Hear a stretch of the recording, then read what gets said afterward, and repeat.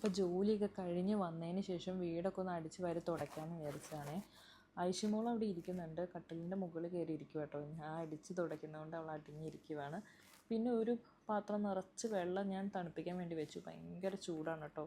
ഇപ്പോൾ ചൂട് കുറഞ്ഞ് വരുന്നുണ്ട്. അപ്പോൾ അതുകൊണ്ടാണെന്ന് തോന്നുന്നു, പൊതുവേ ഒരു ഹ്യൂമിഡിറ്റി പ്രോബ്ലം ഉണ്ട്. അതുകൊണ്ട് കുറച്ച് വെള്ളം എടുത്ത് അകത്ത് വെച്ചു. അപ്പം നോക്കിയപ്പോൾ ഒരു ഐസ്ക്രീം ഉണ്ടായിരുന്നു കേട്ടോ. അപ്പോൾ അത് ഐഷുവിന് എടുത്ത് കൊടുക്കുവാണേ. മാംഗോ ഫ്ലേവറാണ് കേട്ടോ. സാധാരണ ഇതിൻ്റെ സ്പൂണൊന്നും ഉണ്ടാവുന്നതല്ല. ഇത് മേടിച്ചിട്ട് വന്നെങ്കിലും സ്പൂൺ ചിലപ്പോൾ കൊണ്ടുവരാറൊന്നുമില്ല. ഇതെന്താണെന്നറിയില്ല, സ്പൂണും കൂടി മേടിച്ച് കൊണ്ടുവന്നിരുന്നു കേട്ടോ. അപ്പോൾ ഐഷു ഇരുന്ന് കഴിക്കാൻ. അപ്പോൾ ഞാനിങ്ങനെ ശല്യം ചെയ്യാൻ കേട്ടോ, ഒരെണ്ണം എനിക്ക് തരുമോ, ഒരു സ്കൂപ്പ് തരുമോ അങ്ങനെയൊക്കെ ചോദിച്ച് അടുത്തിരുന്ന് ശല്യം ചെയ്യുക. അപ്പോൾ തരുന്നുണ്ട് കേട്ടോ, തരുവാണ്. ഇന്നാ അമ്മയ്ക്ക് ഇന്നാ എന്നൊക്കെ പറഞ്ഞിട്ട് തരുവാണ്. കാർട്ടൂണാണ് കണ്ടുകൊണ്ടിരിക്കുന്നത്.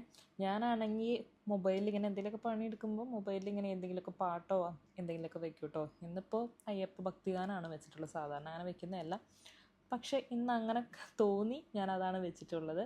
അപ്പം ഞാനും ഐഷുമോളും ഒരുമിച്ച് ഇരുന്നിട്ട് ഐസ്ക്രീം കഴിക്കുവാണെങ്കിൽ കുളിയൊക്കെ കഴിഞ്ഞിരുന്നു കേട്ടോ. ഞങ്ങളുടെ രണ്ടുപേരെയും കുളിയൊക്കെ കഴിഞ്ഞിരുന്നു. ഡ്യൂട്ടി കഴിഞ്ഞ് വന്നാൽ ഞങ്ങൾ രണ്ടുപേരും കുളിക്കും, ചിലപ്പോൾ മേല് കഴുകും. അപ്പോൾ ഞങ്ങളിങ്ങനെ ഇരുന്ന് കാര്യമൊക്കെ പറഞ്ഞ് കുറച്ച് നേരം കഴിഞ്ഞപ്പോൾ ഐഷുമോൾ അങ്ങ് ഉറങ്ങി കേട്ടോ. ഒരു 10-10:30 ആയപ്പോഴത്തേക്കും ഉറങ്ങി.